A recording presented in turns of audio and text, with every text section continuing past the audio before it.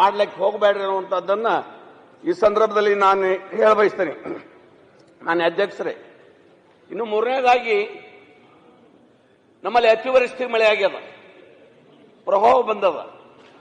ಇಲ್ಲಿವರೆಗೂ 2009ನಾಗ 2019ರಾಗ ಪ್ರವಾಹ ಬಂದಾಗ ಮನೆಯೊಳಗೆ ನೀರು ಹೊಕ್ಕಾಗ ಕೇಂದ್ರ ಸಹಾಯಧನದ ಕಡೆ ನೋಡಲಿಲ್ಲ, ಕೇಂದ್ರ ಕಡೆ ಬಟ್ ಮಾಡಿ ತೋರಿಸಿಲ್ಲ ನಮ್ಮ ಮುಖ್ಯಮಂತ್ರಿ ಯಡಿಯೂರಪ್ಪನವರು. ತಕ್ಷಣ ಮೈಸೂರಾಗಿದ್ದರಲ್ಲಿ ಮೋದಿಯವರು ಬರೋದ್ರು, ಅವರೆಲ್ಲಾ ಮಂತ್ರಿಗಳನ್ನ, ಜಿಲ್ಲಾ ಮಂತ್ರಿಗಳನ್ನ ನೀವು ಮೀಟಿಂಗ್ ಬಿಟ್ಟು ಹೋಗ್ರಿ, ನಿಮ್ಮ ಜಾಗ ಕಳಿಸಿ ಅವತ್ತಿಂದ ಅವತ್ತೇ ತಕ್ಷಣ 10,000 ರೂಪಾಯಿ ಯಾರ ಮನೆಗೆ ನೀರು ಹೋಗೈತಿ ಅವರಿಗೆ ಬಿಡುಗಡೆ ಮಾಡುವಂತ ಕೆಲಸ ಯಡಿಯೂರಪ್ಪನವರು ಮಾಡಿದಾರ. ಇವರು ಫ್ಲಡ್ ಬಂದ್ ಹೋಗಿ 3-4 ತಿಂಗಳಾಯ್ತು, ಇನ್ನೂವರೆಗೆ ಯಾವ ಮನೆಗೆ ನೀರು ಹೋಗ್ತೈತಿ ಅವ್ರ ಮನೆಗೆ ನೀರು ಕೊಡ್ತಾ ಇಲ್ಲ. ಅದು 3,500 ಕೊಡ್ತಾರೆ ಇವರು. ಅದರ ಒಂದು ಸರ್ಕಾರ ಕೊಟ್ಟಿದ್ದ ಒಂದು ಅದರ ಪ್ರಕಾರ ಕೊಡ್ರಿ, 10,000 ಕೊಡ್ರಿ. ಬಡವರು ಇರ್ತಾರ, ಅವ್ರು ಮನೆಯೊಳಗೆ ನೀರು ಹೋಗಾಗ ಅವರೆಲ್ಲ ಅಡಿಗೆ ಮಾಡೋ ಪಾತ್ರೆ ಪಂಗಡ ಎಲ್ಲ ಹರಿದು ಹೋಗಿರ್ತಾವ, ಅವರ ಹಾಸಿಗೆ ಎಲ್ಲ ಕೊಳತು ಹೋಗಿರ್ತಾವ. ಅದಕ್ಕೆ ತಕ್ಷಣ ಅವ್ರಿಗೆ ನೆರವು ಬರುವಂತ ಕೆಲಸ ಮಾಡಬೇಕಲ್ಲ ನೀವು. ಅದಲ್ದೇ ಅವತ್ತಿನ ರೇಟ್ ಪ್ರಕಾರ ನಮ್ಮ ರಾಜ್ಯ ಸರ್ಕಾರದಿಂದ 10,000 ರೂಪಾಯಿ ಹೆಕ್ಟರ್ಗೆ ಹೆಚ್ಚು ಮಾಡಿ ಅವರಿಗೆ ಬೆಳೆ ಪರಿಹಾರ ಕೊಡುವಂತ ಕೆಲಸವನ್ನ ಯಡಿಯೂರಪ್ಪನವ್ರ ಸರ್ಕಾರ ಇದ್ದಾಗ ಆಗ್ಯದ.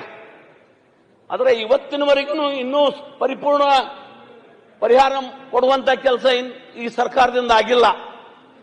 ದಯಮಾಡಿ ರೈತರು ಜಾತಕ ಪಕ್ಷಿಯಂತೆ ಪರಿಹಾರ ಕಾಯ್ದು ಕೂತಿದ್ದಾರೆ, ಅವರು ಪರಿಹಾರ ಕೊಡಿಸುವಂತ ಕೆಲಸ ಮಾಡ್ರಿ.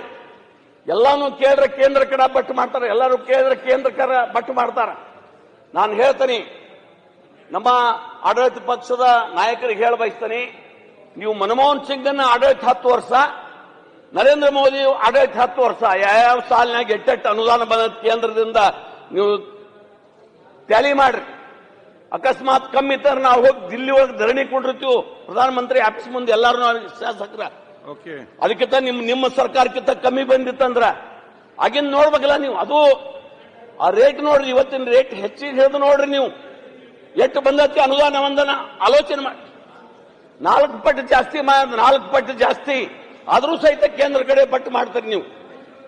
ನಿಮಗ್ ಕುಣ್ಯಾಕ್ ಬರೋದಿಲ್ಲ, ಹಂಗ ಡೊಂಕ ಅಂತ ಹೇಳ್ತೀರಿ ನೀವು. ರೈತರಿಗೆ, ಜನಸಾಮಾನ್ಯರಿಗೆ, ಬಡವರಿಗೆ ಬರ್ಬೇಕ್ರಿ. ಯಡಿಯೂರಪ್ಪನವರು 5 ಲಕ್ಷ ರೂಪಾಯಿ ಮನಿ ಬಿದ್ದು, ಸಂಪೂರ್ಣ ಬಿದ್ದು ಮನಿಗೆ ಕೊಟ್ರು. ನೀವು 95,000 ಕೊಡ್ತೀರಿ. 95,000 ಏನಾಕೈತಿ? ಒಂದು ಉಸುಕ್ ತಗೊಳಕ್, ಮರಳು ತಗೊಳಕ್ ಆಗೋದಿಲ್ಲ, ಮನಿ ಕಟ್ಲಕ್ ಆಗೈತಿ. ಅದ್ರಾಗ ಅದನ್ನ ಆಲೋಚನೆ ಮಾಡಿ ಕೊಡ್ಬೇಕಲ್ಲ ನೀವು. ಅವ್ರು 5 ಕೊಟ್ರಪ್ಪ, ನೀವಾಗ 3 ಲಕ್ಷ ಕೊಡ್ರಿ, ಬಡವರು ಮನಿ ಹಾಕತಿ. ನಿಮ್ಮ ಹೆಸರು ಹೇಳ್ಕೊಂಡು ನೆಳ್ಳಾಗಿರ್ತಾವು, ಮನ್ಯಾಗ ಬದುಕು ಕಟ್ಕೊಳ್ತಾರ, ಮನಿನ ಕೊಡ್ತಾ ಇಲ್ಲ ನೀವು. 95,000 ಕೊಡ್ತೀರಿ. ನಮ್ಮಲ್ಲಿ 50% ಮನಿ ಬಿದ್ರೆ 3 ಲಕ್ಷ ಕೊಡ್ತಿದ್ರ, ನೀವು 50% ಇದ್ರೆ 5,000 ಕೊಡ್ತೀರಿ. 5,000ದಾಗ ಏನಾಗತ್ತಿ? ಮನಿ ದುರಸ್ತಿ ಮಾಡ್ಕೊಳಕ್ ಬಣ್ಣ ಸುಣ್ಣ ಹಚ್ಚಕ್ ಆಗೋದಿಲ್ಲ. ಅದಕ್ಕಂತ ದಯಮಾಡಿ ನಿಮ್ಮ ತಪ್ಪನ್ನು ಒಪ್ಕೊಳ್ಬೇಕಾಗತ್ತಿ. ಅವ್ರ ನೆರವಿಗೂ ಬರ್ರಿ, ಯಾರ್ಯಾರು ಹೆಂಗೋ ನೆರವಿಗೂ ಬರ್ತೀರಿ, ತೊಂದರೆ ಇದ್ದವ್ರ ನೆರವಿಗೂ ಬರ್ರಿ ಅನ್ನುವಂಥದ್ದನ್ನ ಈ ಸಂದರ್ಭದಲ್ಲಿ ಹೇಳ್ತೇನೆ ನಾನು. ಈ ಸರ್ಕಾರ ಬಂದು 2.5 ವರ್ಷ ದಾಟಿ 3ನೇ ವರ್ಷ ಸಂಪತ್. ನೀವು ಎದಿ ಮುಟ್ಕೊಂಡು ಹೇಳ್ರಿ, ಒಂದು ಮನಿ ಬಿಜೆಪಿ ಶಾಸಕರು ಕೊಟ್ರಿ ಅಂದ್ರೆ ನಿಮ್ಗ ಕಾಂಗ್ರೆಸ್ ಓಟ್ ಹಾಕಿದವ್ರು ನಮ್ಮ ಕ್ಷೇತ್ರದಾಗ ಅದಾರಿಲ್ಲ. ಬಿಜೆಪಿ ಶಾಸಕರ ಕ್ಷೇತ್ರದಾಗ ಕಾಂಗ್ರೆಸ್ಗೂ ಓಟ್ ಹಾಕಿ ಕಾಂಗ್ರೆಸ್ ಕಾರ್ಯಕರ್ತರದಾರ, ನಿಮ್ ಮುಖಂಡರದಾರ. ನಮಗ ಬಹಳ ಫರ್ಕ್ ಆಗಿಲ್ಲ. 10-11 ಸಾವಿರದಾಗ ಆರಿಸಿ ಬಂದೀವಿ ನಾವು. ಅವ್ರಿಗೆ 60,000 ಓಟ್ ಜನ ಹಾಕ್ಯಾರಲ್ಲ. ಆ ಬಡವರಿಗೆ ಏನ್ ಮಾಡ್ತೀರಿ ನೀವು? ಅವರಿಗೆ ನೀವು ಮರ್ತು ಬಿಟ್ಟಾರಿ. ಅವರಿಗೆ ಮನಿ ಕೊಡುವಂತದ್ದನ್ನ ಮಾಡ್ರಿ. ನೀವು ಕೇಂದ್ರ ಸರ್ಕಾರ ಮಲ್ತಾಯಿ ಧೋರಣೆ ತೋರಿಸ್ತಂತ ಹೇಳ್ತೀರಿ, ನಮಗ ನೀವು ತೋರಿಸ್ತೀರಿ ಮಲ್ತಾಯಿ ಧೋರಣೆ. ನೀವು ಅನಾವರ ಮಲ್ತಾಯಿ ಧೋರಣೆ ಮಾಡ್ಲಾತೀರಿ. ಅನುದಾನದೊಳಗೆ ತಾರತಮ್ಯ ಮಾಡೋದು, ಮನಿ ಕೊಡಂಗಿಲ್ಲ ನಮಗ, ಮತ್ತು ಆ ಗುತ್ತಿಗೆದಾರ ಬಿಲ್ ಕೊಡ್ತಾ ಇಲ್ಲ 4 ವರ್ಷ ಆತ. ಹಿಂಗಾಗಿ ಟೆಂಡರ್ನು ಯಾರು ಹಾಕುವಲ್ಲ, ನಮ್ಮ ಡೆವಲಪ್ಮೆಂಟ್ ಆಗಂಗಿಲ್ಲ. ಹೋದ ವರ್ಷ ಅಧಿವೇಶನದಾಗ 10 ಕೋಟಿ ರೂಪಾಯಿ ಕೊಟ್ಟಿದ್ದು, ಇನ್ನೂ ಕೆಲಸ ಆಗಿಲ್ಲ ನಮ್ಮ.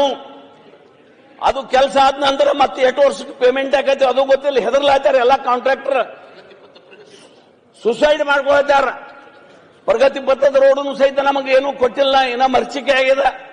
ಅದನ್ನು ಸಹಿತ ಪರಿಹಾರವನ್ನು ಕೊಡಬೇಕು, ಅತಿವೃಷ್ಟಿ ಪರಿಹಾರವನ್ನು ಕೊಡಬೇಕು. ಮನೆಗಳಿಗೂ ಸಹಿತ ಮನಿ ಆಗುವಂಗ ಪರಿಹಾರ ಕೊಡ್ರಿ. ನೀವು ಮನಿ ಕಟ್ಕೊಳ್ಳುವಂಗ ಕೇವಲ ಗುಡಿಸಲು ಹಾಕೊಳ್ಳಾಕು ಬರಂಗಿಲ್ಲ ನಿಮ್ದ, ಜೋಪಡಿ ಕಟ್ಕೊಳ್ಳಾಕು ಆಗೋದಿಲ್ಲ ನಿಮ್ದು 95,000 5,000 ಕೊಡ್ತೀರಿ. ಅದು ಎದಕ್ಕೂ ಉಪಯೋಗ ಆಕತಿ. ಅದಕ್ಕಾಗಿ ನೀವು ಎಲ್ಲ ರೈತರ ಮಂತನದಿಂದ ಬಂದವರು, ಬಡವರ ಮಧ್ಯದಿಂದ ಆಯ್ಕೆಯಾಗಿ ಬಂದವರು ಎಲ್ಲರೂ ನಾವು ನೀವು ಕೂಡಿ